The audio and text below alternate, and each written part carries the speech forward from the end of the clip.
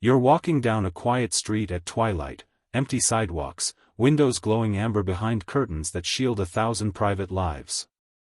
And then, across the street, you see him. The man who once said he couldn't breathe without you. Now laughing. Now glowing. Now holding someone else's hand like it's the most natural thing in the world. And in that moment, time collapses. The seasons you spent together flash in the curve of his smile. The promises you whispered into the night echo in the space between your ribs. But what paralyzes you isn't the sight of him with someone new. It's the fact that he looks happy. That brutal calm on his face, so free of ache, so distant from the pain you're still drowning in, feels like a betrayal deeper than infidelity. Because didn't he tell you that you were the one? Didn't he once look at you like you were the very axis of his world? So how is it possible that he moved on? And worse, why hasn't he come back? You told yourself he would. That once the novelty wore off, once the echo of your absence started screaming louder than her laughter, he'd crumble. That he'd realize no one knows him like you do. That eventually, inevitably, he'd beg to come home. But weeks turned into months. Silence became his language. And that version of you, poised, patient, waiting for the inevitable apology, began to rot in the shadows of his indifference. So now you're here. Not hoping. Not even hurting. Just hollow. And a quiet, venomous thought slithers into your mind: what if he never comes back? But let me offer you a question far more dangerous, far more liberating. What if he doesn't have to? What if you hold the very key to make him come back, not by pleading, not by performing, not by proving your worth, but by becoming someone he no longer recognizes, but cannot live without? That's the paradox no one talks about. He won't return because you need him. He'll return when you no longer do. He won't fall to his knees because you waited. He'll fall when you rise. And he won't beg because you forgave him. He'll beg because you outgrew the version of yourself that ever needed to. Because the truth, the savage, unfiltered truth, is this: need repels. Power attracts. Desperation chokes. Detachment liberates. What if the path to making him chase you isn't about becoming more of what he wanted, but less of what he took for granted? You see, love isn't a transaction. It's gravity. And right now, your emotional orbit is still pulled around a sun that burned out the moment he chose someone else. But what if you became the force of gravity?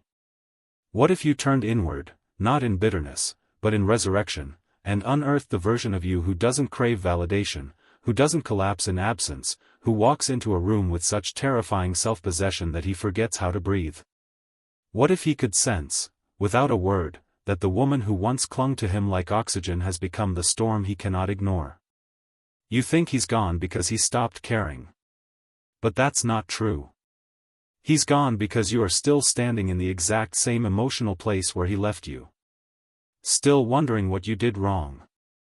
Still watching his every move like a silent prayer. And there's nothing more invisible than someone who hasn't changed. So here's the brutal secret no one wants to say out loud. He will not beg for the version of you he left. He will beg for the woman who emerged from the ashes, unrecognizable, untouchable, unshakable. But to become her, you have to let something die. The fantasy. The identity. The illusion that love, real love, is won by waiting. It isn't. It's reclaimed by walking away from who you were, so fully, so fiercely, that even he can't find you anymore. And when he does try to find you, when the dopamine fades, when her laughter grows familiar and your silence becomes deafening, he'll look for you. And all he'll find is a stranger he can't stop craving. But to reach that place, where your absence screams louder than your presence ever did, you need to understand something deeper. Not just about love, but about power. About identity. About the quiet mechanics of emotional attraction that no one ever teaches you. And that begins with uncovering the truth behind why this happens in the first place, why we lose ourselves when we're left, and why some people never return until it's too late. Let's go deeper. It's easy to believe that the heart breaks only when love leaves. But the truth is more insidious. The real devastation begins when you start believing that you're worth left with him. That's not heartbreak. That's identity collapse. Why? Because most people never learn to love without losing themselves in the process. And beneath the surface of longing, beneath the ache to have him back, lies something far more terrifying. You don't just want him. You want you, the you who existed when he still looked at you like you mattered. But here's the hidden trap: he didn't create that version of you. You did. You constructed her, piece by piece, shaped by his validation. Every compliment became a mirror. Every kiss, a confirmation. You began to see yourself through his gaze. Not yours. And that, Carl Jung would say, is the beginning of psychological possession, the ego attaching its identity to something external, something unstable, something destined to shift. Jung believed the self is made of opposites, light and shadow, desire and fear, autonomy and attachment. And when love awakens, especially the intoxicating kind, it feels like a reunion with something ancient. But often, it's not wholeness. It's a projection. You weren't in love with him. You were in love with the parts of yourself you saw reflected in his eyes. He became a myth, a mirror, a container for the things you never dared to claim as your own power. Confidence. Beauty. Purpose. Radiance. And when he left, it wasn't just the man who disappeared. It was the mirror. And without that mirror, you started to vanish too. Nietzsche once said, "He who has a why to live can bear almost any how." But what if your why walked out the door with someone else? What if your sense of meaning, once rooted in his presence, was never meaning at all, but dependence disguised as devotion? You see, modern love is not guided by depth. It's guided by scarcity. By the fear that we are not enough alone, and therefore only whole when desired. From birth, society feeds us this narrative. That to be chosen is to be worthy. That to be chaste is to be powerful. That to be in a relationship is to be complete. And so we chase connections not to share ourselves, but to find ourselves. And in doing so, we turn love into a form of self-erasure.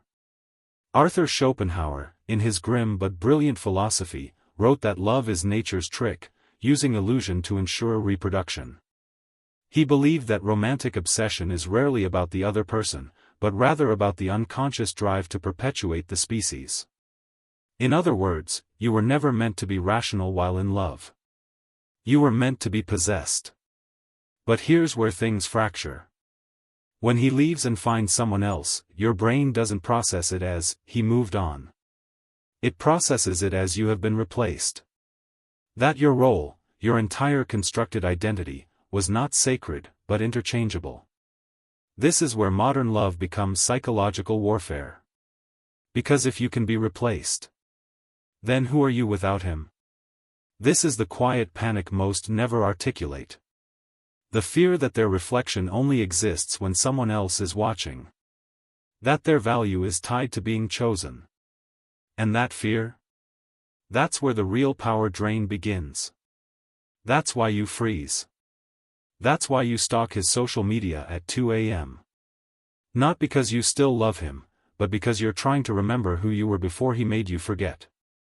But here's the hard truth. You never disappeared. You were just filtered through his lens for so long, you forgot how to see yourself without it.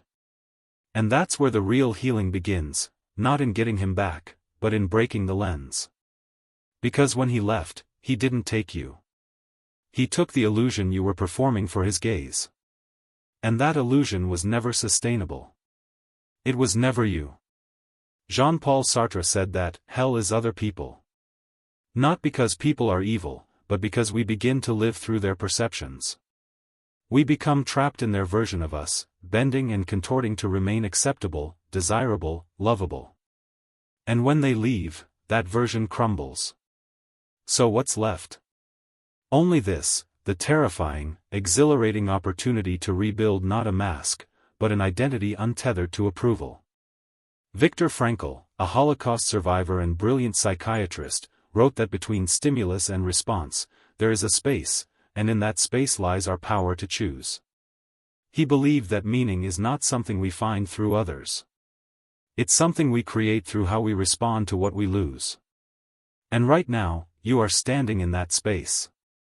In the raw, uncomfortable silence between stimulus, he's gone, and response, what do you become now? This is the birthplace of power. Not the fake kind that posts thirst traps and waits for a DM.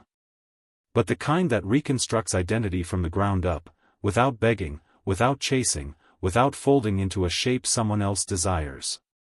Because here's the truth few are ready to hear. He didn't leave because you weren't enough. He left because you hadn't yet become who you're truly meant to be. And if he can't see you now, it's because your light hasn't fully returned. Yet. But it will. The deeper question is, who will you become when it does? Let's explore the consequences of staying blind to this truth. There's a moment after heartbreak, after the crying stops, after the begging turns into silence, where something even more dangerous sets in. Not rage. Not grief. But compliance. You stop checking your phone. You go to work. You smile at strangers. And from the outside, it looks like you're healing. But inside, a quiet compromise is taking root.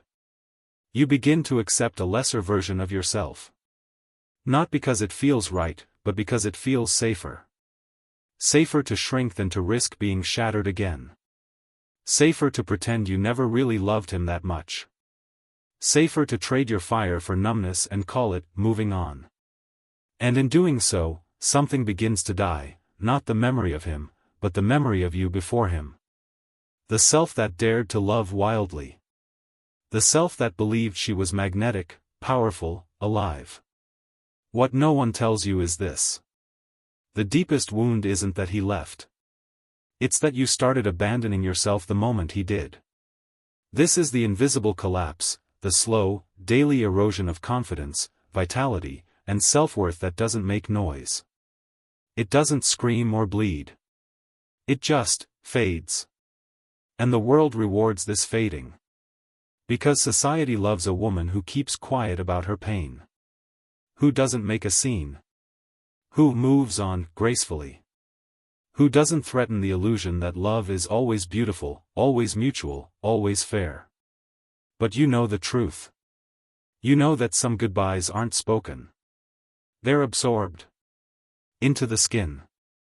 Into the spine. Into the voice you stop using to ask for what you deserve. And here's the cruel paradox. The more you minimize your pain, the more it metastasizes. It starts shaping how you show up. How you text. How you laugh. How you stand in a room full of people and pretend you're fine. But your nervous system knows. Your subconscious knows. And worst of all, your next relationship will know. Because what goes unhealed doesn't disappear. It repeats. Until you confront the real consequence of losing yourself for someone else, you will unconsciously seek men who mirror the wound. Men who give just enough to reignite hope. Then vanish when it matters. Men who recognize your ache like a scent, because they were built to prey on the women who haven't reclaimed their power. This is not just romantic. It's neurological. The human brain, particularly the limbic system, is wired for familiarity, not happiness.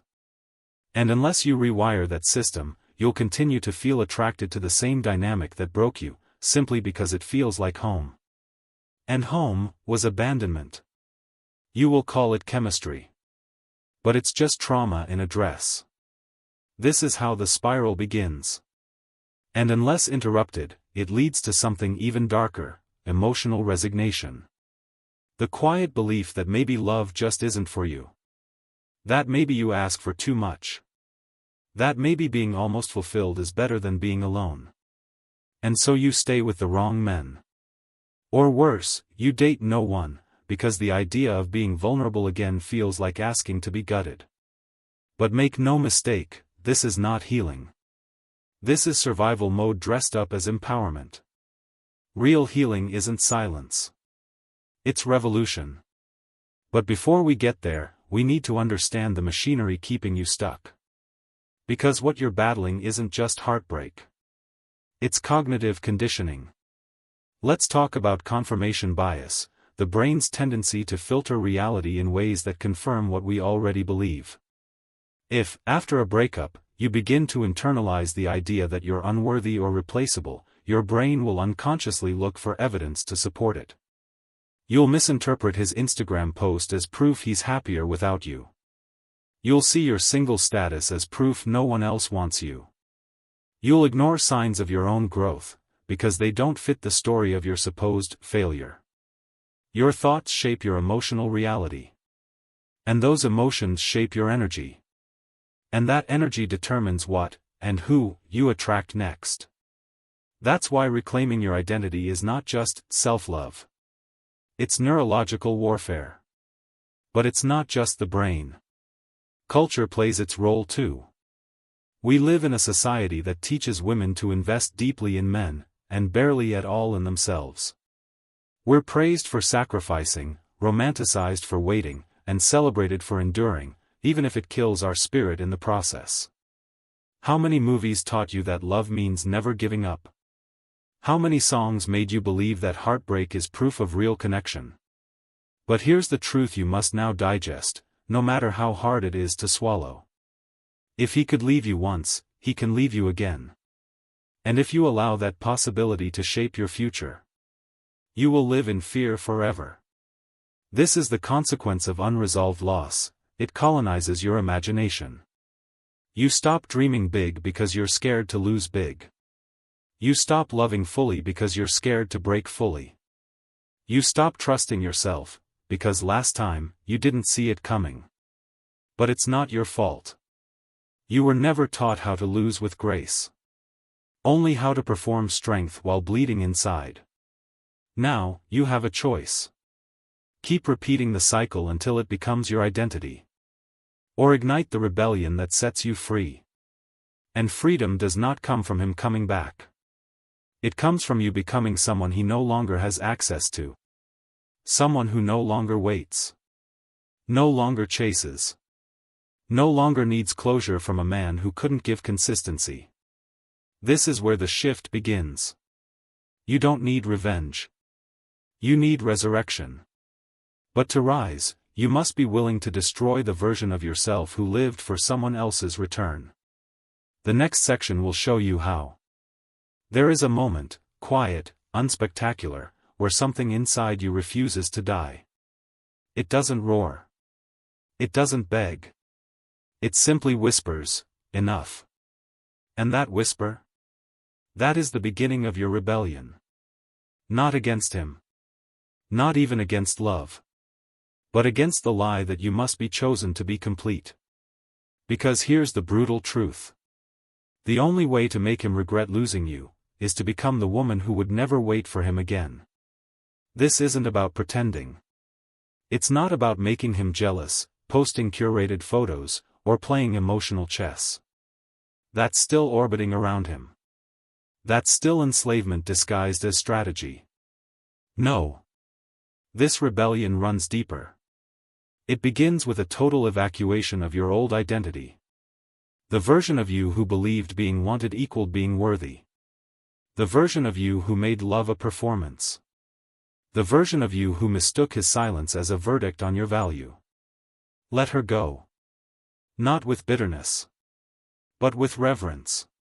She did her best. She survived. But she can't take you where you're going. Because the real you, the original you, buried beneath the ache, is not a woman who begs. She is not a woman who waits. She is a woman who remembers her power, and then learns to wield it like fire. Let's be clear, this is not some cliché self-love glow-up where you get a haircut and pretend you're healed. This is identity alchemy. You are not moving on. You are mutating into someone he can no longer touch.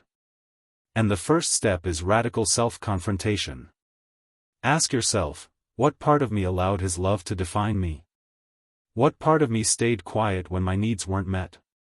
What wound was I trying to fix by being loved by someone who couldn't even love himself fully? Because he didn't just leave. He mirrored something broken in you, and walked away the moment that reflection no longer served him. But that's the gift. You no longer owe anyone the performance of being okay. Instead, you owe yourself the truth, unfiltered, unapologetic. And the truth is, he lost something sacred. You just haven't become it yet. But you will. You will when you stop reacting and start rebuilding. Here's how. 1. Embrace sacred detachment. Stop watching his life from afar like it still has anything to do with yours. Block if you must. Delete if you can. But emotionally, you must release him. Not out of anger, but out of reverence for your future. Detachment isn't indifference. It's presence. It's refusing to let someone who abandoned you continue to live inside you. 2. Create rituals of becoming. This isn't just about healing, it's about ritualizing your resurrection. Start small. Wake up early. Move your body. Learn something new. Build a schedule not around your loneliness, but around your becoming. Write letters you'll never send. Dress like the woman you haven't met yet. Walk into rooms with a posture that says, I no longer perform for affection. 3. Reclaim the archetype of power. Psychologically, every woman carries archetypes, identities etched into the psyche over generations. You've lived as the lover, the one who melts, yields, sacrifices. But now it's time to summon the queen. The one who commands space. The one whose throne is not earned through desire, but through sovereignty. Read Jung. Read Clarissa Pinkola Estes. Study women who refuse to disappear. Channel their energy not in theory, but in embodiment. 4. Unhook from the male gaze. This one will sting. So much of your pain isn't because you loved him. It's because you saw yourself through his eyes. Now it's time to reclaim your gaze. Take yourself out. Dress for you. Dance with you. Stop curating your life for Instagram stories he might watch. You are not the moon waiting to be adored. You are the sun, unapologetic, self-generating, blinding. 5. Speak your truth, even if it shakes. Start telling the truth, not the polished, digestible kind. Say what hurts. Say what healed you. Say what no one else has the courage to say. The world is full of women pretending they're over it. Be the one who turned pain into poetry. Who didn't numb, but named. Who didn't harden, but humbled herself into her own awakening. Now, here's the paradox that will define your new power. You don't need him to beg. But he will. Not because you waited. But because you walked. Not because you played games. But because you rewrote the rules entirely. The more you become unreachable, the more magnetic you'll become. Not just to him, but to every man who once mistook your softness for weakness. Because power is not found in control. It's found in clarity. Clarity about who you are. Clarity about what you will never settle for again. Clarity about the fact that the love you were looking for in him was always meant to be grown within you first. And when he sees you again, whether on a screen, in a dream, or across a crowded room, he won't recognize you. Because the woman he left is gone.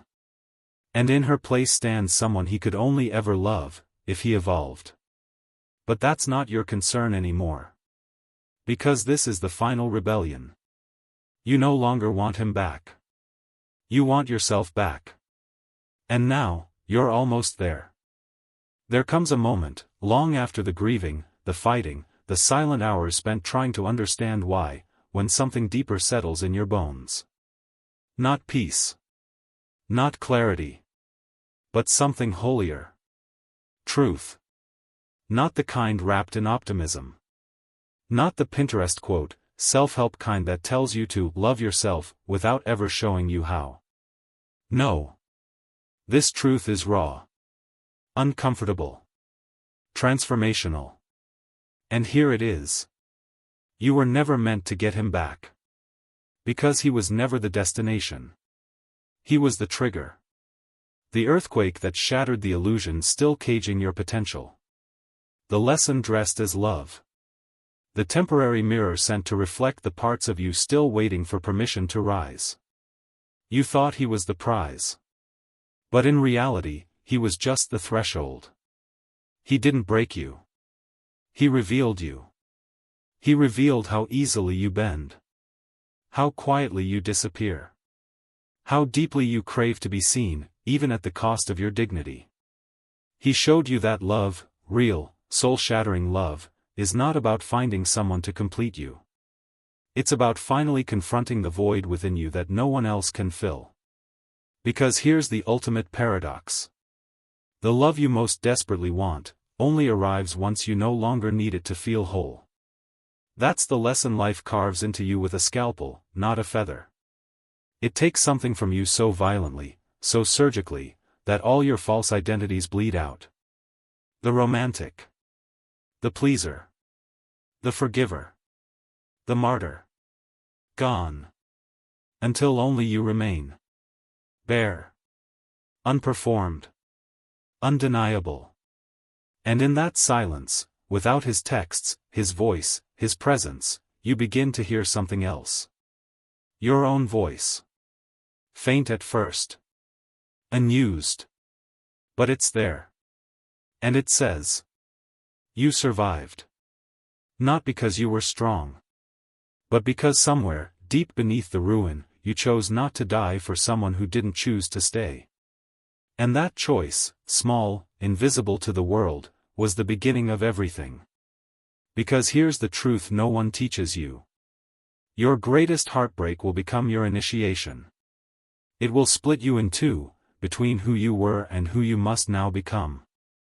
And if you allow it, if you resist the urge to numb or chase or replace, you will become someone unrecognizable. Not just to him. To yourself. You'll look in the mirror one day and see a woman who no longer begs. A woman who doesn't flinch at silence. A woman who knows that closure is a myth, because no one else has the authority to close a story you are still writing. And here's where it all flips. He will feel it. Maybe not today. Maybe not in the timeline your heart wanted. But the moment will come when something tugs at him. A smell. A song. A city street.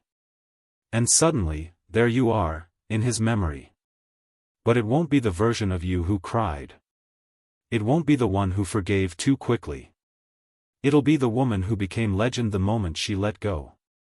And he will ask himself, how did I lose her? And the answer will come like a knife. He didn't lose you. You outgrew him. Because real power isn't found in revenge. It's found in resurrection. And you? You rose. Not perfectly. Not gracefully. But honestly. You stared into the black hole of abandonment and didn't run. You tasted loneliness like ash on your tongue and swallowed it whole. You walked through every room he once haunted and refused to light a candle. And in doing so, you did what most never dare. You reclaimed yourself. So let me ask you one final question, not as a challenge, but as a call. Who are you now that you no longer need him to want you? Really? Look closely. Who are you, now that your validation is no longer outsourced? Now that your beauty isn't conditional? Now that your love is not currency, but divinity? Can you feel it? That shift? You've stopped orbiting around someone else's gravity. And now, you are your own sun. And the men who come near you from this day forward will not be chosen based on their interest, but their integrity. Not by how much they want you, but by how deeply they can meet you. Not by how charming they are, but by how present they remain when the mask drops. Because you're not looking for validation anymore. You're looking for resonance. And if he ever does come back, if one day, he finds the courage to admit what he lost, you won't say, "I told you so." You'll simply smile. Not with bitterness, but with peace. Because you'll know something he never did. You were always the one. He just didn't rise high enough to meet you. And now, it's not about him. It never was. It's about you, finally seeing yourself with the eyes of the goddess you were before anyone taught you how to beg. So go. Not to prove anything. Not to make him regret. But because the world is starving for women who have become whole without needing to be rescued. Be the woman who rose. And let them all wonder how they ever let you go.